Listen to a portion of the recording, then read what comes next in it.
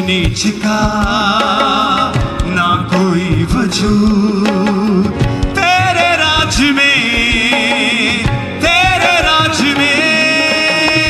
ऊंच नीच का ना कोई वजूद तेरे राज में, तेरे राज में। हर किसी का है स्वागत यहाँ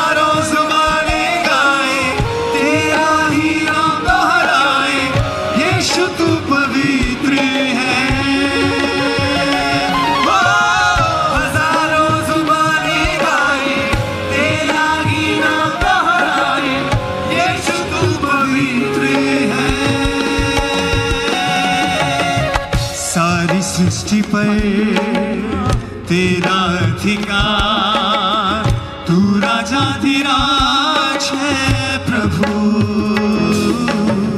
सारी सृष्टि पर तेरा अधिकार, तू राजाधिराज है प्रभु।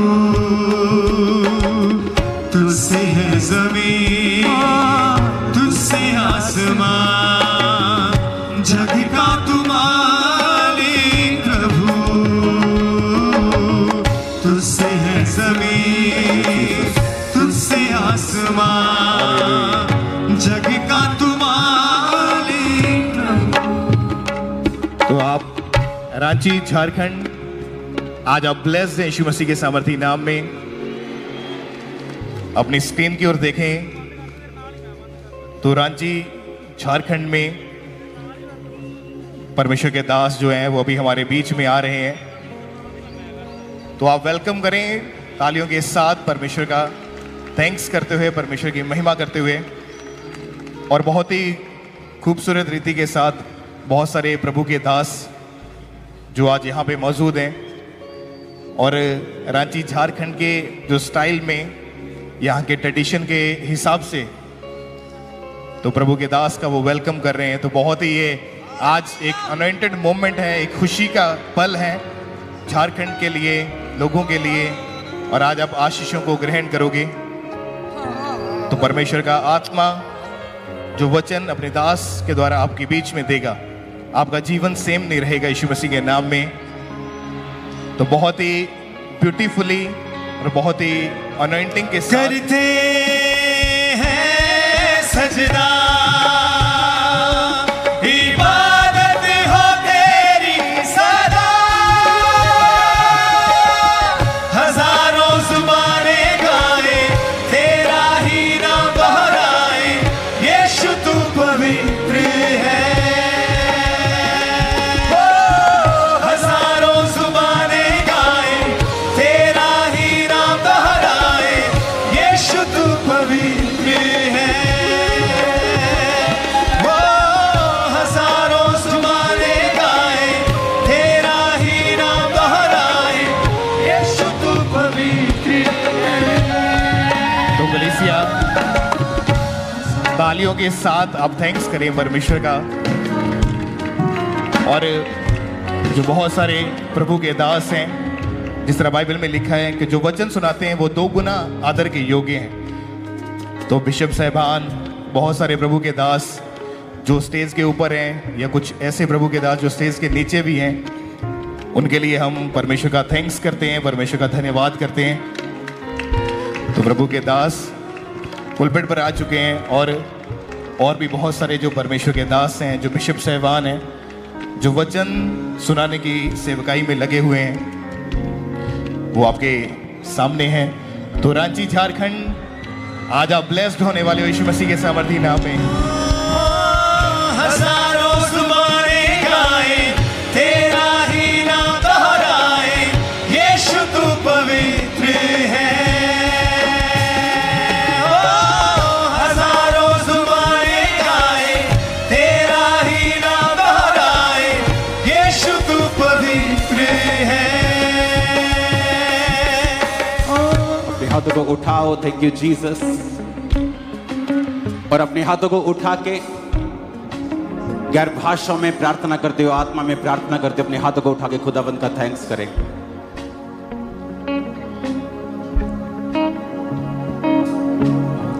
हजारों जुबानें तेरा ही नाम दोहराए, यीशु तू पवित्र है। हो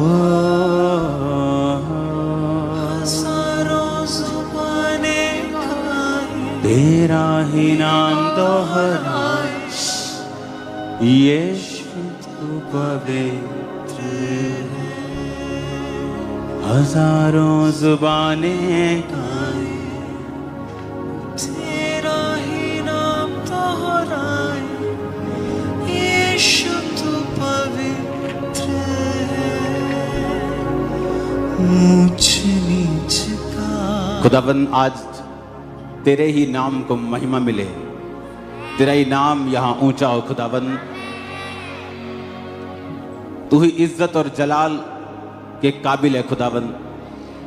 तेरा नाम झारखंड में, तेरा नाम भारत देश में, तेरा नाम दुनिया में महान माना जाए खुदावन, ऊंचा हो, तेरे नाम को इज्जत मिले खुदावन।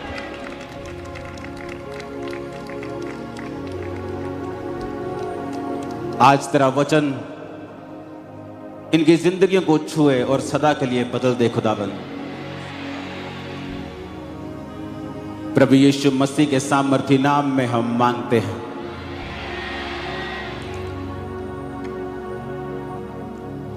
धन्यवाद झारखंड, धन्यवाद, बहुत बहुत धन्यवाद। मैं हमेशा बचता रहता हूं, जब पंजाब में क्रूसेड्स होते हैं तो मैं डायरेक्ट स्टेज पे आ जाता हूं और बचता रहता हूं वेलकम से। लेकिन यहां पर जो आपके लोगों का प्यार मैंने देखा है, मुझे लग ही नहीं रहा कि मैं अपने घर से कहीं बाहर हूं। मुझे बिल्कुल नहीं लग रहा, मुझे ऐसा लग रहा है कि मैं अपने घर पे ही हूं। आपने इतना वार्म वेलकम, इतना प्यार जो आप मेरे कदम रखने से लेकर अब तक आप मुझे दे रहे हो, तो आपने मुझे कर्ज दे दिया है। वो प्यार का कर्ज जो आपने चढ़ा दिया है, तो वचन कहता है कि प्यार के अलावा और किसी चीज के कर्जदार नहीं बनना है। तो मैं यहां से आपका कर्ज लेके जा रहा हूं और मैं उस कर्ज को कोशिश करूंगा अपनी प्रार्थनाओं के द्वारा झारखंड की कलीसियाओं के लिए, क्योंकि जब मैं यहां पे आ रहा था तो परमेश्वर ने मुझसे कहा कि इन सभाओं के बाद आप बहुत चर्चिस को, खुदाबंद के कामों को आप नया उठता हुआ और फैलता हुआ जो है उनको देखेंगे। यहां की चर्चिस, जो लोग जानते हैं मसीह को, कि मसीह किसी नए धर्म को बनाने के लिए नहीं आए, उसका राज्य इस पृथ्वी का भी नहीं है, लेकिन परमेश्वर ने कहा इन सभाओं के बाद वो बेदारी को देगा। बहुत नए लोग आप देखेंगे उठे हुए परमेश्वर में, और जो चर्चिस हैं आप उनको ग्रो करता हुआ देखेंगे, फैलता हुआ देखेंगे, लोगों में बेदारी आएगी, लोग और परमेश्वर के करीब होंगे और सुपरनैचुरल मिरेकल्स आप देखोगे परमेश्वर के आज भी और कल भी और उसके बाद भी। मेरा विश्वास है कि मैं यहां से फिजिकली तो चला जाऊंगा, लेकिन पवित्र आत्मा की प्रेजेंस, उसकी हुजूरी जो चमत्कारों को करती है, जो वचन के बारे में, पाप के बारे में लोगों को निरुत्तर करती है, वो तो आपके संग ही होगी, वो आपके संग ही होगी। और मैं आपका फिर थैंक्स करता हूं, बिशप साहबान, सारे पास्टर साहबान, सब पास्टर्स दुगने आदर के योग्य हैं, सब स्पिरिचुअल सन्स, डॉटर्स, सब लोग, आप जिस भी डिनोमिनेशन से हैं, मैं आप सबका आदर करता हूं, आप सबसे प्यार करता हूं।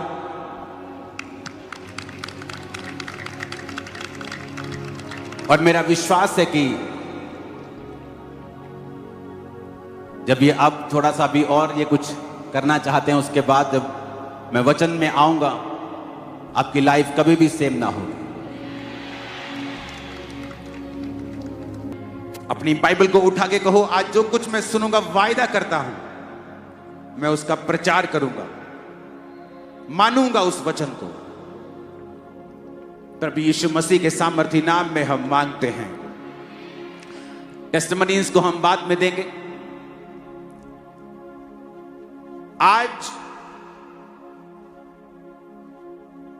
बहुत से लोगों की एक शिकायत है परमेश्वर से, डाउट है, प्रार्थना है,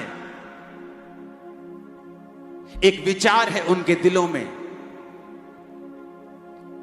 कि क्या परमेश्वर आज भी चंगा करता है, आज भी क्या वो चमत्कार करता है, क्या आज भी परमेश्वर अपने लोगों को आजाद करता है दुष्ट आत्माओं से।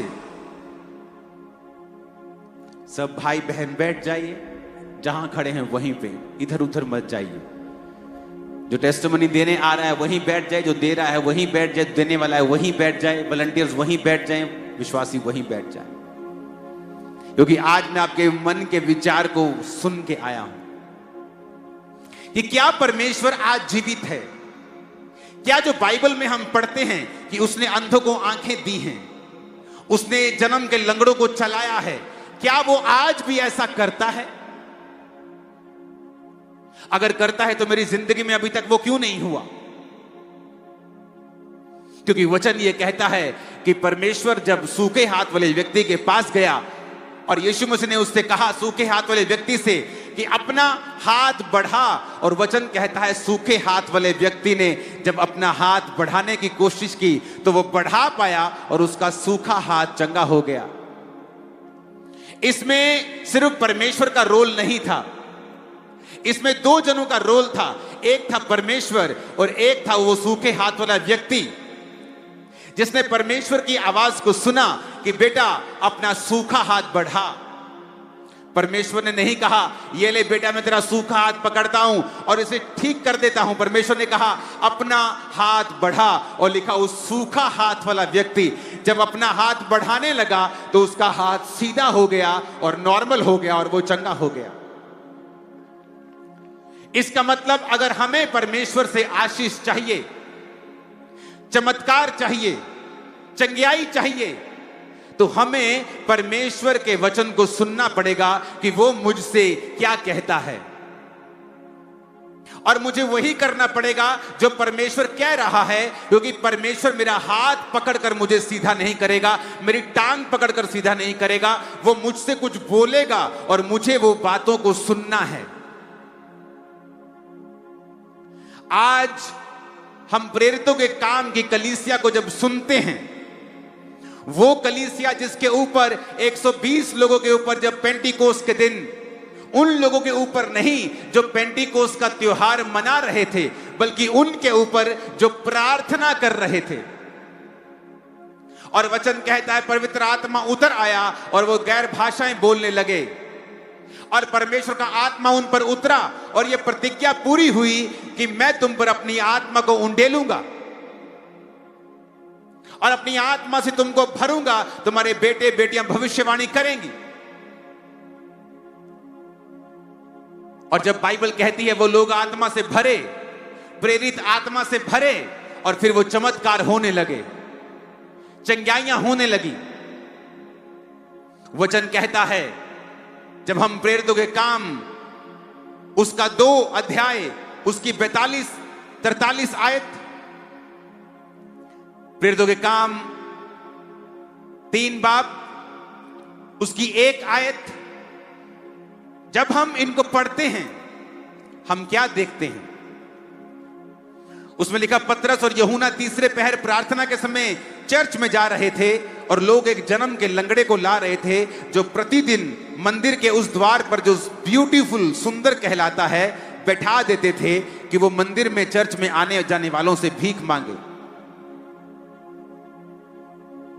यहां पर हम देखते हैं प्रेरितों के कामों में, इस पुस्तक में जिसकी शुरुआत तो है, पर इस पुस्तक का कहीं भी अंत नहीं मिलता है, क्योंकि परमेश्वर नहीं चाहता था कि प्रेरितों के काम की पुस्तक का अंत हो, क्योंकि वचन कहता है वो आज भी चाहता है प्रेरितों के कामों की पुस्तक, वो लंगड़ों का चलना, वो अंधों का देखना, वो मुर्दों का जिलाना, वो आज भी हमारे जमाने में हो। लेकिन परमेश्वर जो चाहता है वो पूरा कैसे होगा? वचन क्या कहता है? वचन कहता है कि उस जमाने में प्रेरितों के काम की कलीसिया में लंगड़े चलते थे, लेकिन उस लंगड़े को वो ऐसे उठा के, ऐसे क्रिपल लंगड़े को उस ब्यूटीफुल गेट के द्वार के पास बिठा देते थे और फिर वो आने वाले जाने वालों से भीख मांगता था। और लिखा वचन में कि पतरस और यूहन्ना प्रार्थना करने के लिए चर्च में जा रहे थे। अगर हम ये चाहते हैं कि प्रेरितों के काम वाले चमत्कार मेरी जिंदगी में भी हो, मेरी बेटी की लाइफ में हो, मेरे बेटे की जिंदगी में हो, मेरे फाइनेंस में हो, मेरी शरीर में हो, मेरी बीमारी चली जाए, मेरा लाइलाज कैंसर चला जाए, अगर हम चाहते हैं वैसे चमत्कार जो प्रेरितों के काम में हम सुनते हैं और देखते हैं और पढ़ते हैं, तो हमें वो करना पड़ेगा जो प्रेरितों के काम की कलीसियाओं ने किया है। अगर सूखे हाथ वाला व्यक्ति अपना हाथ ना बढ़ाता और बोलता कि तू खुद ही कर ले, तो परमेश्वर उसको कभी भी चंगा नहीं करते। वचन कहता है, अंधे को परमेश्वर ने आंखों के ऊपर मिट्टी लगाकर कहा, थूक से मिट्टी सानी और गीली करके आंखों में लगाया और कहा, जा शीलो के कुंड में धो ले। इतना इतना इतना मुश्किल काम क्यों दे रहा है प्रभु मुझे? मैं अंधा हूं, मेरी आंखों पे हाथ रख, चंगा कर, बात खत्म कर। लेकिन परमेश्वर ने कहा नहीं, जा और शीलो के कुंड में धो ले। और अंधा जा रहा है, आंखों में मिट्टी लगी है, पूछ पूछ कर शीलो का कुंड कहां है, शीलो का कुंड कहां है, क्योंकि परमेश्वर ने जो कहा है उसी में चंगाई है। अगर हम ये चाहते हैं कि उस जीसस के टाइम के मिरेकल हमारी लाइफ में हो, अगर हम चाहते हैं प्रेरितों के काम के समय में जो चमत्कार चेलों के द्वारा कलीसिया की जिंदगी में होते थे, अगर आज वो मेरी जिंदगी में हो, तो याद रखिए हमें वही करना पड़ेगा जो प्रेरितों के काम की कलीसिया करती थी। और आज हम देखेंगे कि वो कलीसिया क्या करती थी। परमेश्वर तो सेम है, वो तो एक सा है, वो आज भी लंगड़े चलाता है। आज भी मैंने अपने मिनिस्ट्री में, अपने क्रूसेड्स पे 1 नहीं, 2 नहीं, 10 नहीं, अनगिनत लंगड़ों को चलते देखा है जिनके के पास सरकारी सर्टिफिकेट है कि ये डिसेबल्ड हैं, ये चल नहीं सकते, सरकारी सर्टिफिकेट है। और उन लंगड़ों को मैंने मीटिंग में चलते हुए देखा है, मंदबुद्धि बच्चों को हील होते हुए देखा है, रोगियों को चंगा होते हुए देखा है, रसौलियों को शरेआम निकलते हुए देखा है। प्रभु तो एक सा ही है, वो कभी बदलता नहीं, वो कल आज और कल युगानुयुग एक सा रहने वाला परमेश्वर है। लेकिन कलीसिया बदल गई है, कलीसिया एक जैसी नहीं है। आज हम प्रेरितों के काम वाली कलीसिया नहीं है, इसीलिए परमेश्वर वचन कहता है एक जगह गया और एक जगह जाकर उनके अविश्वास को देखा, और जब उनके अविश्वास को देखा तो वचन कहता है परमेश्वर वहां पर ज्यादा सामर्थ के काम नहीं कर सका। कौन नहीं कर सका? खुद यीशु वहां पर ज्यादा सामर्थ्य काम नहीं कर सका उनके अविश्वास के कारण। और लिखा फिर थोड़े से बीमारों पर हाथ रखा और उन्हें चंगा किया।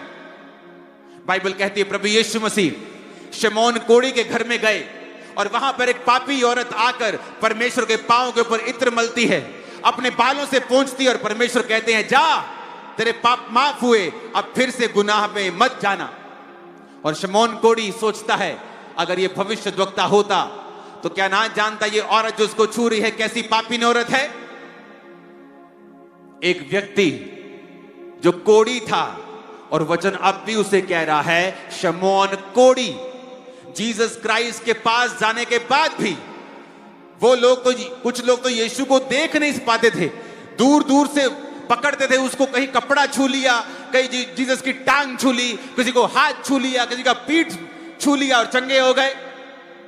लेकिन उस व्यक्ति के पास तो यीशु मसीह चलकर उसके घर में आते हैं, और फिर भी वो कोढ़ी का कोढ़ी रहता है। वचन भी उसे यही कहता है, शमौन कोढ़ी। और एक औरत जो नीवी होके, नम्र होके यीशु के पास आती है और परमेश्वर उसके गुनाहों को माफ कर देते हैं। इसका मतलब जरूरी नहीं आप मसीह में हैं तो आप चंगे होंगे, जरूरी नहीं है जब तक आप में वो विश्वास, और विश्वास वो कर्मों का विश्वास। वचन कहता है दुष्ट आत्मा भी विश्वास करती है। अब मैं दुष्ट आत्मा के लिए प्रार्थना करूंगा, यीशु यीशु चिल्लाएंगी, लेकिन दुष्ट आत्मा विश्वास करती है, कर्म नहीं करती। अगर तुम्हारा कर्म नहीं है और तुम सिर्फ विश्वास करते हो तो तुम भी शैतान के जैसे हो। और परमेश्वर को आपकी लाइफ में काम करने के लिए आपके विश्वास की जरूरत है, जो कर्मों से आप दिखाते हैं कि यीशु मैं तुझ पे विश्वास करता हूं। अब हम अगर चाहते हैं प्रेरितों के काम वाले चमत्कार हमारी जिंदगी में भी हो, वो काम जो प्रेरित करते थे, कलीसिया देखती थी, अपनी जिंदगी में उसे ग्रहण करती थी, मेरी जिंदगी में भी हो, तो हमें भी वैसी ही कलीसिया बनना पड़ेगा जैसी कलीसिया प्रेरितों के काम वाली कलीसिया थी। प्रेरित कैसे थे? वचन कहता है 3:1 में, पतरस और यूहन्ना तीसरे पहर प्रार्थना के समय, ऊंची आवाज में कहो प्रार्थना का समय। मेरी आवाज आपसे कम होनी चाहिए, आपकी ज्यादा होनी चाहिए, पीछे तक आप बैठे हो, बोलो प्रार्थना का समय। 3 बार बोलो प्रार्थना का समय, प्रार्थना का, प्रार्थना का। वहां पे पतरस और यूहन्ना लंगड़े को चलाने बिल्कुल नहीं गए थे,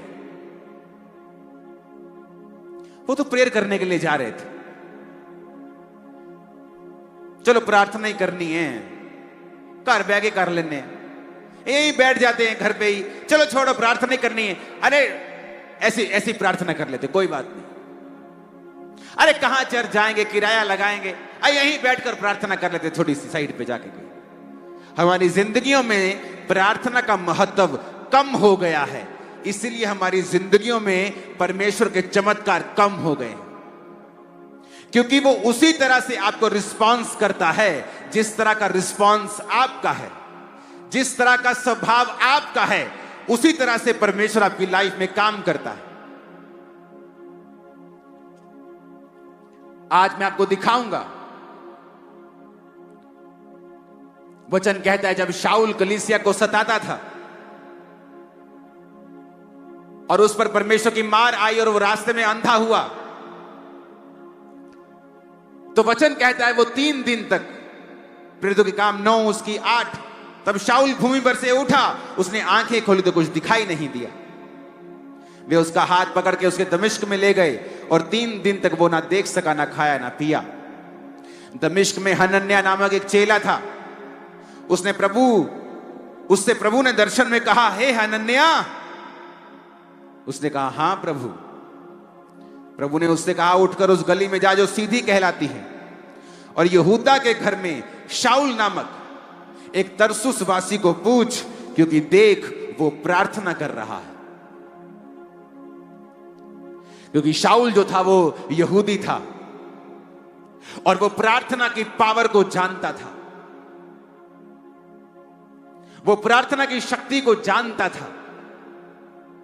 और वचन कहता है जब वो बैठकर प्रार्थना कर रहा था, उपवास सहित प्रार्थना कर रहा था, तो परमेश्वर को हिलना पड़ा और परमेश्वर ने अपने चेले से कहा, हे हनन्याह उठ, जो सीधी गली कहलाती है उस गली में जा जो सीधी कहलाती है, स्ट्रीट जाओ और उस गली में जाके पूछ, एक तरसुस वासी क्योंकि देख, अपने पड़ोसी को बोलो, देख वो प्रार्थना कर रहा है। पतरस और यूहन्ना तीसरे पहर मंदिर में, चर्च में जा रहे हैं। किस लिए? प्रार्थना करने के लिए। और रास्ते में उनको लंगड़ा मिलता है और वो उसको चला देते हैं। प्रार्थना का महत्व, प्रार्थना की इंपॉर्टेंस कितनी है आपकी जिंदगी में? क्या मायने रखती है प्रार्थना का जीवन आपकी लाइफ में? पूरी प्रेरितों के काम की कलीसिया पढ़ो, पूरा प्रेरितों के काम क्या क्या हुआ।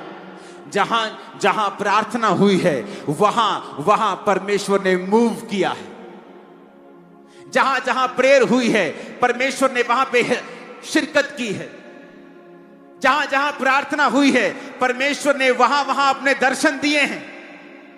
जहां जहां प्रार्थना हुई है वहां वहां परमेश्वर ने लोगों को चंगा किया है। और जिन्होंने सिर्फ विश किया है, काश मैं चंगा हो जाता, काश परमेश्वर मुझे चंगा कर दे, काश मैं भी अमीर होता, काश मेरी जिंदगी में यह दुख ना होता, वो उसी दुख में पड़े रहते हैं। क्योंकि जिंदगी आपको वो नहीं देती जो आप डिजर्व करते हैं। जिंदगी आपको वो देती है जिसके लिए आप फाइट करते हैं। और वचन कहता है, परमेश्वर ने कहा, हनन्या तुझे जाना होगा। कहता, प्रभु मैंने उस विषय में सुना है, ऐसे बंदे के विषय में। ये बंदा जो जिसकी तू बात कर रहा है ना, ये बांध बांध के लोगों को मार रहा है। मैंने सुना है। जीसस ने कहा, जा, ये मेरी ओर से ठहराया गया है, क्योंकि वो अब मेरा प्रचारक बनेगा। और वचन कहता है वो गया और उस पर हाथ रखा, आंखों से छिलके गिरे और वो देखने लगा। ऊंची आवाज में कहो आमीन। कुरनेलियस नामक एक व्यक्ति प्रार्थना कर रहा था और वो बड़ा दान देने वाला आदमी था। जब प्रार्थना कर रहा था तो दूत उसके सामने खड़ा हो गया कि जा और फलाने फलाने शहर में एक चमड़े का धंधा करने वाला व्यक्ति है, उसके पास पतरस आया है, उसको बुलवा ले। पतरस प्रार्थना कर रहा था उधर, और प्रार्थना करते करते जो भूख लगी और वो प्रेयर करता करता बेसुध हो गया। और परमेश्वर ने दर्शन देके कहा, जा, 3 मनुष्य ये तेरी खोज में आए हैं, ये मनुष्य जा और उनके साथ उस नगर में कुरनेलियस के घर में जा, उनको प्रचार कर। क्योंकि वो अन्य जाति था। तो परमेश्वर ने उसे विजन दिखाया कि ये जानवर, ये सांप, इसे मार और खा। और उसने कहा, प्रभु मैंने अशुद्ध वस्तु नहीं खाई है। तो परमेश्वर का मतलब था कि अब तू प्रचार कर अन्य जातियों में भी। कब? जब वो प्रार्थना कर रहा था। कुरनेलियस जब पतरस उसके घर पहुंचा तो पूरा घराना बचाया गया। क्यों? क्योंकि वो प्रार्थना कर रहा था। लंगड़ा चला, क्यों? क्योंकि वो प्रार्थना करने के लिए जा रहे थे। प्रेयर कहां है आपकी चर्च? क्या आप नहीं जानते, अगर आप प्रार्थना नहीं करेंगे परमेश्वर मूव नहीं करेगा। अगर आप प्रेयरलेस हैं तो आप परमेश्वर से दूर हैं। अगर आप सिर्फ विश करते हैं, आस रखते हैं, तो आप में एक बहुत बड़ी कमी है।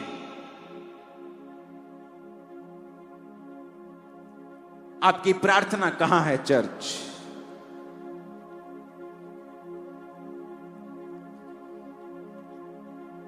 वो जो बोले बंधन खोले, जकड़े छूटे, वो जो बोले, वो जो बोले बंधन खोले, जकड़े छूटे, वो जो छूले। ऊंची आवाज में कहो, थैंक यू जीसस। बाइबल कहती है परमेश्वर के चेले याकूब को पकड़ लिया और तलवार से मार दिया। और जिसने मारा वो देखा उसने कि पब्लिक खुश हो गई। उसने कहा पब्लिक खुश हो गई है, पॉलिटिकली फायदा होगा, दूसरे चेले को भी पकड़ लो। और लिखा उन्होंने पतरस को पकड़ लिया कि अब इसको मारेंगे और इसको सजा देंगे और लोग खुश हो जाएंगे। और कलीसिया को अपनी गलती याद आई। उन्हें लगता था कि हम सिर्फ प्रार्थना करवाने के लिए हैं। और जब बाइबल कहती है प्रेरितों के काम 12 उसकी 5 आयत में कि जब जेल में पतरस बंद था, परंतु कलीसिया उसके लिए लॉ लगाकर परमेश्वर से प्रार्थना कर रही थी। उनको शौक लगा कि खुदा का चुना हुआ प्रेरित कैसे मर सकता है। वो याकूब तो कल लंगड़े चला रहा था, ये तो कल अंधों को आंखें दे रहा था, ये मर कैसे सकता है। परमेश्वर की आत्मा ने गलती याद करवाई कि तुमने प्रार्थना नहीं की। वो प्रार्थना में बैठ गए और कहा प्रभु पतरस को बचा। और वचन कहता है परमेश्वर ने दूत भेजे। जिस जेल में पतरस था वो जेल हिल गई, बंधन खुल गए और पतरस को परमेश्वर के दूत उस जेल से बाहर निकाल के लेके आए बिना किसी व्यक्ति के। पतरस वापिस आया, कुंडा खड़काया जहां वो सब प्रार्थना कर रहे थे। औरत आई, देखा और वो देख के शॉक हो गई, पतरस कैसे आ सकता है, ये जेल से बाहर कैसे आ गया। ये अंदर गई भागी भागी, कहती क्या हुआ क्या हुआ। बाहर पतरस का शायद दूत खड़ा है, पतरस तो नहीं आ सकता, जेल में कौन किसी की हिम्मत है जेल तोड़ने की। पर कलीसिया प्रार्थना कर रही थी। शैतान लड़ेगा आपसे जिस दिन आप प्रार्थना करने लगेंगे। वो फाइट करता है जब आप प्रार्थना करते हैं। व्हाट्सएप याद आएगा, दुख याद आएंगे, मेंटल चीजें याद आएंगी, नेगेटिव चीजें याद आएंगी। टीवी का सर्वश्रेष्ठ आपका मनपसंद प्रोग्राम आपको याद आ जाएगा। आपका परम मित्र आपको फोन कर देगा, आपको व्यभिचार की बातें याद आएंगी। क्यों? क्योंकि शैतान जानता है जिस दिन आप प्रार्थना करेंगे स्वर्ग मूव करेगा आपके लिए। जिस दिन आप प्रार्थना में बैठ जाएंगे वो शैतान जानता है। शैतान तो जानता है, पर कलीसिया मूर्ख की तरह बिहेव करती है कई बार और प्रार्थना नहीं करती, और फिर भी एक्सपेक्ट करती है कि परमेश्वर मेरी जिंदगी में चमत्कार करे। परमेश्वर कैसे करेगा? उसने दुनिया में रूल बनाया है। धरती का एक रूल है, जब तक आप परमेश्वर को इनवाइट नहीं करेंगे, आपके नाम पर जो रजिस्ट्री धरती की है वो उस रजिस्ट्री जो आपके नाम हो गई है, जैसे आप किसी अपने मित्र को एक घर भेंट कर दें कि चल मेरे पास 5 घर हैं, एक घर में तुझे भेंट करता हूं। आप वो परम मित्र अगर जेंटलमैन होगा तो फिर आकर हर 2 महीने में नहीं कहेगा मेरा घर ठीक है ना, जो मैंने तुम्हें दिया था ठीक है ना। अपने आप नहीं आएगा उस घर में, क्योंकि वो जेंटलमैन है। अगर उसका बर्थडे है वो वेट करेगा कि वो उसको इनवाइट करे, क्योंकि वो जेंटलमैन है। परमेश्वर को जानता है आपकी जिंदगी में क्या चाहिए, आप जिंदगी में किस सिचुएशन से होकर गुजर रहे हैं, आपके दुखों को, आपकी बीमारियों को वो जानता है। लेकिन वो आशा रखता है कि आप उससे कहें, प्रार्थना करें कि प्रभु मेरी जिंदगी में आए और ये फलाना फलाना काम मेरी जिंदगी में करें। हालेलुया, ऊंची आवाज में कहे हालेलुया।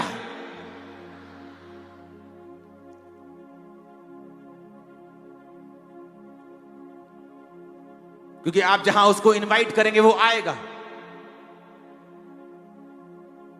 पौलुस बाइबल कहती है प्रार्थना करने के लिए शहर के बाहर जा रहा था और वहां पर एक औरत उसको मिलती है जो बड़ी धनी थी, प्रभावशाली, और वो बड़े ध्यान से वचन सुनती है और अपना जिंदगी प्रभु को दे देती है और उसका घराना भी बचाया जाता है।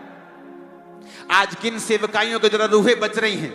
वो नहीं जो बहुत प्रचार कर रहे हैं, वो जो प्रार्थना कर रहे हैं और प्रचार कर रहे हैं। किन के द्वारा लंगड़े चल रहे हैं? वो नहीं जो लंगड़े चलाना चाहते हैं, वो जो प्रार्थना का महत्व अपनी जिंदगी में रखते हैं, जो प्रेयर करते हैं, वो लंगड़े भी चलाते हैं। कौन सी सेवकाइयां हैं जो रूहें बचा रही हैं बहुत ज्यादा? वो नहीं जो सिर्फ प्रचार कर रही हैं, वो जो प्रेयर कर रही हैं और प्रचार कर रही हैं।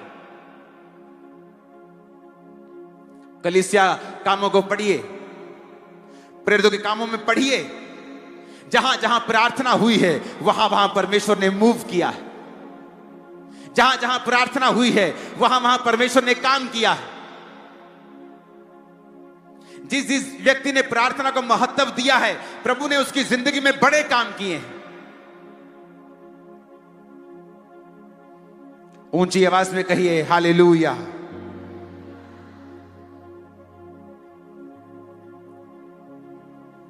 प्रेरितों के काम 13 उसके 2 में लिखा है, जब वो उपवास सहित प्रभु की उपासना कर रहे थे तो पवित्र आत्मा ने कहा, मेरे लिए बरनबास और शाऊल को उस काम के लिए अलग करो जिसके लिए मैंने उन्हें बुलाया है।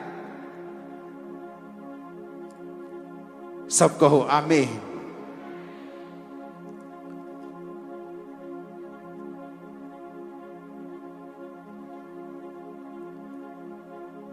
ऊंची आवाज में कहो आमीन। अपने पड़ोसी को बोलिए प्रार्थना कर। फिर से कहिए आमीन। आप प्रेयरलेस हैं, आप क्रिश्चियन हैं, लेकिन प्रार्थना नहीं करते। आप भले आदमी हैं, आपने किसी का कुछ बुरा नहीं किया, लेकिन फिर भी शैतान आपकी लाइफ पर कॉन्टिन्यूस अटैक करता रहेगा। आपकी सेहत को वो चुराएगा, क्योंकि वो काम यही करने आता है। वो चुराता है, घात करता है और नष्ट करता है। और जहां जहां प्रार्थना करेंगे वहां वहां परमेश्वर को देखेंगे। जब जब आप प्रार्थना करेंगे आप परमेश्वर को मूव करता हुआ देखेंगे, अपनी लाइफ में, अपनी सेवकाई में, अपने फाइनेंस में।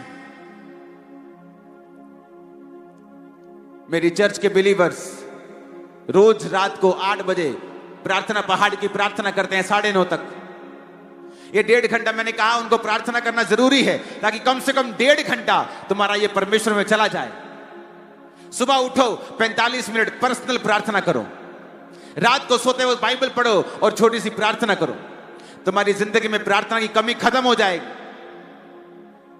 और जब आपको प्रार्थना करना आ जाएगा, क्योंकि उसके लिए शब्दों की जरूरत नहीं होती, आप अपने बाप के पास जब बैठते हैं तो अच्छे शब्दों के साथ नहीं बैठते कि आज मुझे मम्मा से मिलना है, डैडी से मिलना है, क्या बोलूंगा। आप कभी सोचते हैं क्या? कभी नहीं। आप बैठ जाते हैं, जस्ट बैठ जाते हैं। कोई उधर की बात, उधर की बात, उधर की बात, बातें शुरू हो जाती हैं। ऐसा ही परमेश्वर आपका प्रेमी पिता है। जब आप उसकी हुजूरी में बैठ जाते हैं, धन्यवाद करते हैं, उसकी प्रेजेंस में रहते हैं, रोज उससे मिलने के लिए आते हैं, रोज प्रार्थना करते हैं, फिर वो देख नहीं पाएगा आप बंधनों में है तो वो तोड़ेगा उसको। बीमारी के बंधन को तोड़ेगा, बांझपन के बंधन को तोड़ेगा, गरीबी के बंधन को तोड़ेगा, श्रापों को तोड़ेगा, बीमारी को तोड़ेगा, गरीबी के श्रापों को तोड़ेगा वो। जब आप मूव करेंगे प्रेयर, प्रभु प्रेरितों के काम वाले मिरेकल तू मेरी लाइफ में क्यों नहीं करता? प्रभु कहता तू प्रेरितों के काम वाली प्रार्थना क्यों नहीं करता? वो चर्च में संडे गोअर्स नहीं थे, सिर्फ संडे चर्च नहीं जाते थे, रोज संगति करते थे। सिर्फ टाइथ नहीं बोते थे, अपना सब कुछ परमेश्वर के पांव में रख देते थे। गरीब नहीं रह गए वो। अगर एक ने घर दे दिया अपना, तो परमेश्वर ने उसको दुगना दिया, तिगना दिया।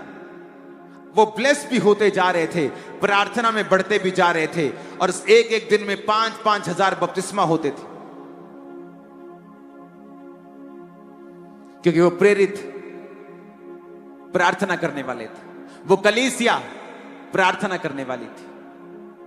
सेवकाई बढ़ गई, मुश्किलें आई, एडमिनिस्ट्रेशन आगे बोलता है, ये लोग कंप्लेंट कर रहे हैं कि आप हमारी विधवाओं की सुधि नहीं लेते।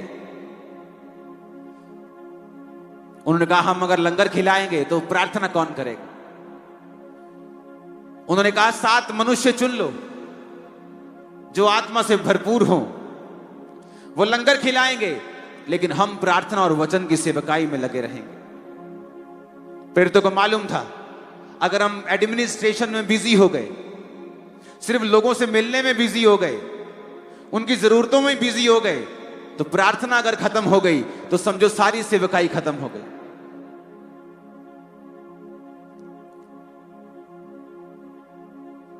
अगर प्रार्थना खत्म हो गई तो समझो सब खत्म हो गया।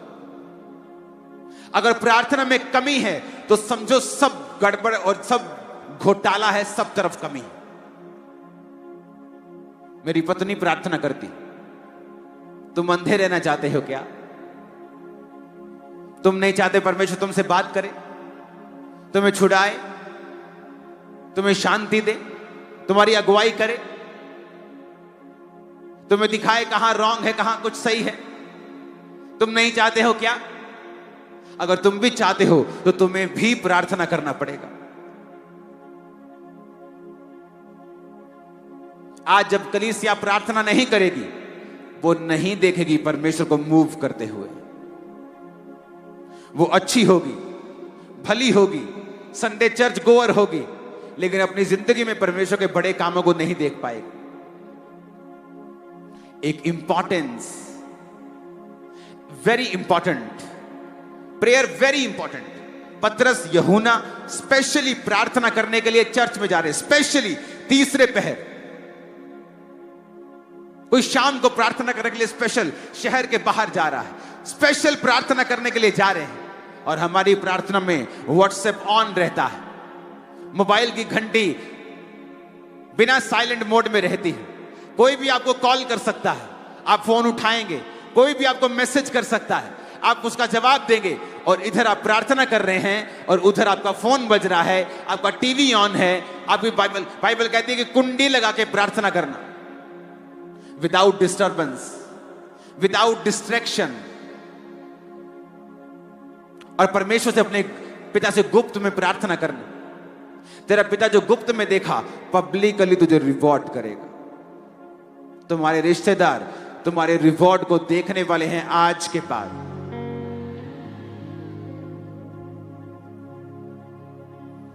ऊंची आवाज में कहो हालेलुया, ऊंची आवाज में कहो हालेलुया। अगर आप प्रार्थना नहीं करते हैं तो समझिए परमेश्वर मूव नहीं करेगा। मूसा के दोनों हाथ ऊपर तो अमालेकी हारते थे, मूसा के हाथ थकते थे और वो नीचे आता था तो इज़राइल हारता था। आप चाहे चुने हुए हैं, प्रभु ने आपको शैतान के चंगुल से निकाला है, आपने मिरेकल्स देखे हैं, लेकिन अगर ये हाथ नीचे रहेंगे तो हार पक्की है, चाहे हम जितने मर्जी अच्छे क्रिश्चियन और बुलाहट के साथ बुलाए गए क्यों ना हो। वचन ऐसा कहता है, मैं नहीं कहता। फिर आप देखेंगे शैतान आपके दिमाग पर कब्जा कर रहा है, बोझ दे रहा है आपको, फाइनेंशियली, फिजिकल, सब तरफ से बोझ आपको फील हो रहा है। जिंदगी बोझ लग रही है, काम बोझ लग रहा है, सेवकाई बोझ लग रही है। एक दिन सुबह मैं उठा और पवित्र आत्मा ने मुझसे कहा, डैनियल। मैं डैनियल नहीं पढ़ रहा था, मैं पुराना नियम नहीं पढ़ रहा था, लेकिन प्रभु का आत्मा मुझसे कहा, जिस तरह डैनियल 3 बार प्रार्थना करने के लिए जाता था मेरे सामने, उसी तरह तू भी करेगा।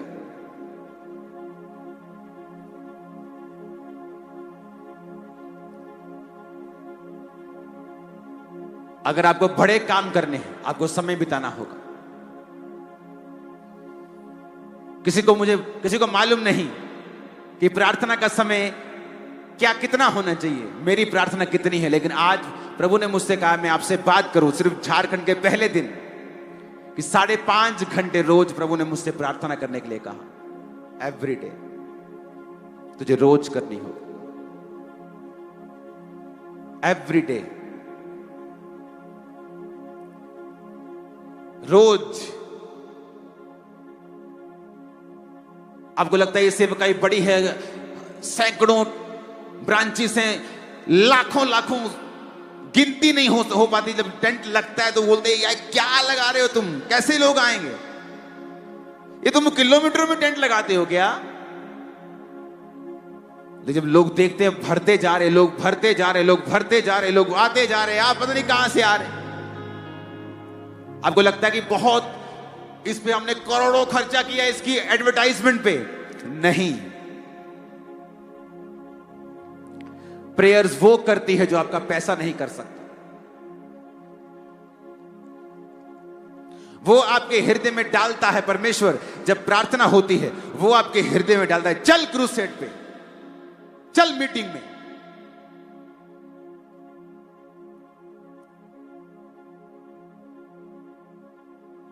पास्टर्स निराश रहते हैं अपनी कलीसिया से, अपने लोगों से। परमेश्वर आपको तब तक निराश करेगा जब तक आप खुद घुटने नहीं टेक लेते, रोज घंटों घंटों। और वो आपको मेक श्योर करेगा कि आप निराश रहें। लोग आपको निराश करते रहेंगे, कलीसिया टूटती रहेगी, चीजें अच्छी नहीं होंगी जब तक आप फैसला नहीं करेंगे मुझे प्रार्थना करनी है। घंटों घंटों। जब मेरी चर्च में 25 लोग आते थे और जैसे ही 25 से 32 हो जाते थे तो हम बोलते थे ओवरफ्लो हो गया आज, क्योंकि उस कमरे में 25, 26, 27 लोग आते थे खींच के, और जब 5-6 एक्स्ट्रा होते थे तो कमरे के बाहर ऐसे बैठते बोलते ओवरफ्लो हो गया, ओवरफ्लो हो गया, आज चर्च में ओवरफ्लो हो गया। मेरी प्रार्थना तब भी उतनी थी। जब 500 लोग हुए, विजिट पे जाना है, उधर फोन आ रहा है, उधर फोन हो रहा है, परमेश्वर ने कहा नहीं, अपने आप को इतना बिजी नहीं करना कि तुम्हारी प्रेयर लाइफ खत्म हो जाए। इसलिए मेरी प्रार्थना का जीवन 2004 में मसीह में मैं आया और 2005-6 से लेके आज तक 20 साल से मेरा सेम प्रेयर लाइफ है।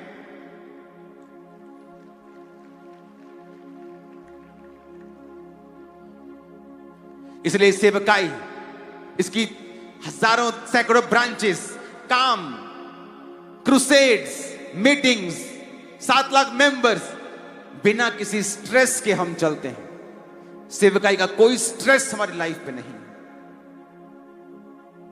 और लोग पूछते हैं कैसे? Prayers, only prayers, only prayers. कोई बुद्धि नहीं है, कोई ताकत नहीं है, कोई बल नहीं है, सिर्फ प्रार्थना। अपने पिता के सामने बैठ जाओ रोज रोज रोज, और जिंदगी बदलेगी ना बदलेगी तो बोल देना मेरे को, बदलेगी जिंदगी। जब मेरी जिंदगी में प्रभु ने बड़े काम करने थे, उस समय मेरी प्रार्थना के बाद दिन में 7 घंटे भी होती थी। मेरी टीम को मालूम होता था, मैं आता था ये प्रार्थना करते 3-4 घंटे में खिसकना शुरू होते थे कि मेरा 4 घंटे 3 घंटे हो गया, मैं चला, तू बैठ जा। इशारे करते एक दूसरे को, तू बैठ जा, मैं निकलने वाला हूं, तू हारमोनियम पकड़, मैं निकल रहा हूं, तू पकड़, मैं निकल रहा हूं। और मैं बैठा रहता था रोज, बिना किसी विषय के बैठता था रोज रोज रोज। और एक समय आया, परमेश्वर ने आपके वो बंधन जो 10 साल से आपको लगता है 1 इंच भी कम नहीं हुए, एक रात चाहिए सिर्फ परमेश्वर को, और अगली सुबह आपकी होगी और टेस्टिमनी आपकी होगी, बंधन आपको देखने पर मिलेगा नहीं, नेवर। आप उसे कभी नहीं देखेंगे अपनी लाइफ में। Hallelujah, hallelujah, hallelujah. प्रार्थना, प्रेयर्स, प्रेयर्स। मैं प्रोडक्ट हूं प्रार्थना का, प्रार्थना का प्रोडक्ट हूं मैं। प्रेयर्स, प्रेयर्स, प्रेयर्स, प्रेयर्स, प्रार्थनाएं, प्रार्थनाएं, प्रार्थनाएं, प्रार्थनाएं रोज। जब दुखी था तब भी, बीमार था तब भी, नहीं दिल कर रहा था तब भी, सुखी था तब भी, चर्च बड़ी तब भी, लोग बड़े तब भी, लोगों ने विरोध किया तब भी, हर टाइम प्रार्थना। इसलिए हम रिजल्ट भी वही देख रहे हैं, वही प्रेरितों के काम वाले रिजल्ट हमारी लाइफ में हैं, क्योंकि वो लाइफ स्टाइल भी हमने अपनाया है। आप चाहते हो प्रभु काम करे तो प्रेयर्स, कम से कम 2.5 घंटे एक विश्वासी की प्रार्थना होनी चाहिए, कम से कम एक पास्टर की 4 घंटे प्रार्थना होनी चाहिए, क्योंकि आप तभी लोगों को कुछ दे पाएंगे अगर आपके पास कुछ है तो। मेरा गिलास अगर ओवरफ्लो हो रहा है तो मैं आपको पानी पिला पाऊंगा, अगर मेरा ही आधा है तो मैं आपको पिला नहीं सकता। वो मेरी प्यास बुझाएगा, वो पूरी नहीं बुझाएगा। हालेलुया। मेरी प्रार्थना है आज से आप रोज प्रार्थना में बैठेंगे और खुदाबंद बड़े काम करे। खुदा ने जब मुझे फिर भेजा, अगर भेजा यहां पे, मेरी आशा है वो जल्दी भेजे। आप लोग यहां आकर गवाहियां देंगे कि उस मीटिंग के बाद मेरी प्रेयर लाइफ चेंज हुई। जब मेरी प्रेयर लाइफ चेंज हुई, आज मेरी पूरी जिंदगी बदल चुकी है। आप स्टूडेंट हैं, प्रे करो। Housewife, home maker, prayer. Businessman, prayer Dawood के जैसा कोई राजा जिसको दिन में 10 चीजें करनी है, 10 लोगों से मिलना है, पूरा राज्य संभालना है, और वो कहता है मैं दिन में 7 बार तेरी स्तुति करता हूं। आत्मिक चीजों को पीछे करके हम आगे नहीं बढ़ पाएंगे। आज के बाद घर में जाइए, अपने समय को बांटिए। अगर आप प्रार्थना पहाड़ के साथ नहीं जुड़े हैं तो अपनी प्रार्थना को किसी भी समय अलग कर लीजिए कि ये टाइम मैं प्रार्थना करूंगी। एक पवित्र समय साइड पे रख दीजिए। रोज खुदा से बात कीजिए, रोज उससे मिलिए, रोज उसके साथ बैठकर वर्शिप कीजिए उसकी। मैं आपको दावा करता हूं आपकी जिंदगी आज रात के बाद कभी सेम ना होगी। आमीन। ऊंचाई आशीष हमारी है चर्च। मैंने कहा आमीन। ऊंचाई आशीष हमारी है चर्च। अपने हाथों को उठा लीजिए।